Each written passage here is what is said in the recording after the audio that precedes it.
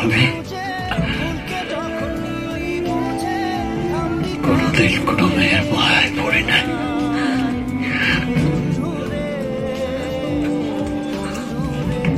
শালা তোর মায়ায় পড়ছি।